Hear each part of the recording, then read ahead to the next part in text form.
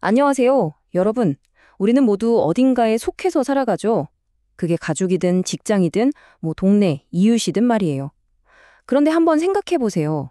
이 공동체를 정말로 건강하게 만드는 건 대체 뭘까요? 오늘 아주 오래전 세 명의 저자가 남긴 기록 속에서 그 힌트를 한번 찾아보려고 합니다. 네, 바로 이 질문이죠. 무엇이 진정으로 건강한 공동체를 만드는가? 아마 다들 한 번쯤은 고민해 보셨을 거예요. 오늘은 그 답을 아주 오래된 지혜에서 함께 찾아보겠습니다. 여기 세 명의 인물이 있습니다. 베드로, 요한, 그리고 유다. 이들이 남긴 글들을 보면요. 언뜻 보기엔 다 제각각 다른 이야기를 하는 것 같거든요. 그런데 사실은 이게 하나의 거대한 그림을 완성하는 퍼즐 조각 같은 거랍니다. 자, 그럼 지금부터 그 조각들을 하나씩 맞춰볼까요? 자, 첫 번째 조각입니다. 바로 리더십에 대한 이야기인데요. 어떤 공동체든 리더십은 정말 중요하잖아요. 근데 대체 어떤 리더십이 필요할까요? 그 힌트를 첫 번째 인물 베드로에게서 찾아보겠습니다. 베드로라는 인물을 보면요. 정말이지 타고난 리더 그 자체였어요.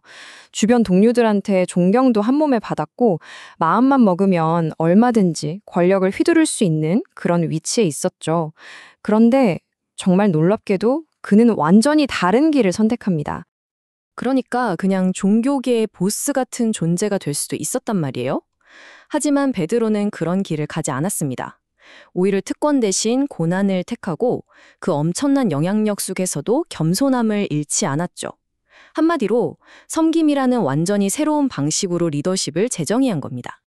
여러분은 자신의 모습에 만족하고 거들먹거리지 마십시오. 하나님의 강한 손이 여러분 위에 있으니 때가 되면 그분께서 여러분을 높이실 것입니다.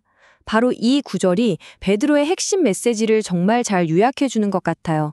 진짜 리더십은 힘자랑이 아니라 바로 겸손에서 시작된다는 거죠. 자, 베드로가 리더십, 즉 공동체의 어떻게에 대해 이야기했다면 두 번째 인물인 요한은 좀 더 근본적인 문제, 공동체의 무엇을 다룹니다. 그건 바로 우리 인생에서 가장 어렵다고 할 수 있는 두 가지 주제. 바로 사랑과 하나님입니다. 요한은 아주 날카롭게 진단해요. 우리 삶이 왜 이렇게 꼬이고 힘들어질까? 그건 바로 이 사랑과 하나님이라는 두 가지 문제에서 실패하기 때문이라는 겁니다. 둘 중 하나만 잘못돼도 힘든데 둘 다 잘못되면 정말 답이 없어지는 거죠. 그런데 요한은 여기서 문제 제기만 하는 게 아니라 아주 강력한 해법을 제시합니다.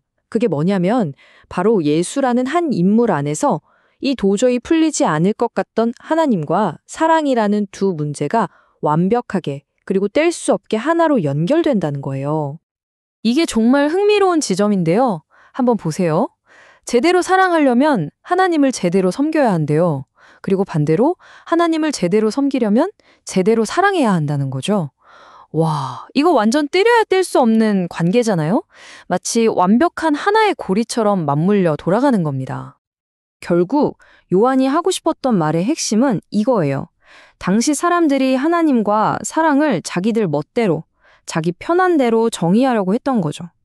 요한은 바로 그런 내 맘대로식 신앙에 맞서서 이 둘이 하나로 합쳐진 진짜 비전을 다시 공동체의 중심에 세우려고 했던 겁니다. 자, 그럼 정리해 볼까요? 겸손한 리더도 있고 사랑이라는 확실한 중심도 잡혔어요. 이만하면 완벽한 공동체 아닐까요? 그런데 마지막 저자인 유다는 아니요, 아직 부족합니다. 라고 말하는 것 같아요. 우리에겐 이걸 지켜낼 수호자가 필요하다는 거죠. 유다는 아주 재미있는 비유를 드는데요. 바로 의학적인 비유예요. 우리가 몸이 아프면 통증 때문에 바로 알아채잖아요. 근데 문제는 아무 증상 없이 조용히 퍼지는 바이러스 같은 병도 있다는 거죠. 유다는 공동체 안에 스며드는 이런 영적 바이러스가 훨씬 더 위험하고 치명적일 수 있다고 경고하는 겁니다. 이 구절을 보면 유다의 긴급함이 느껴져요. 여러분이 가진 모든 것을 동원해 싸워야 한다. 마치 아주 뛰어난 의사가 남들은 못 보는 숨겨진 병을 발견하고 지금 당장 조치를 취해야 합니다 하고 위급 사이렌을 울리는 것 같죠. 그런데 유다의 처방이 단순히 나쁜 것과 싸워라 여기서 그치지 않는다는 게 중요해요.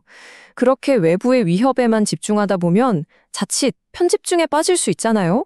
그래서 유다는 균형을 잡습니다.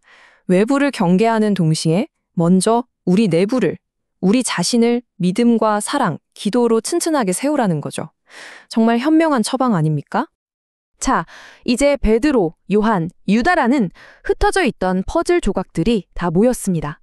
이 세 사람의 지혜를 하나로 합치면 드디어 우리가 찾던 건강한 공동체를 위한 완전한 청사진이 모습을 드러냅니다. 보세요. 정말 멋진 그림이 나오죠? 베드로가 말한 겸손과 섬김의 리더가 공동체를 이끌고 요한이 강조한 사랑과 하나님의 연합이 그 공동체의 단단한 토대가 되어주고요. 마지막으로 유다가 외쳤던 분별과 경계를 통해 공동체를 안전하게 지켜내는 겁니다. 리더, 교사, 그리고 수호자. 완벽한 삼박자네요.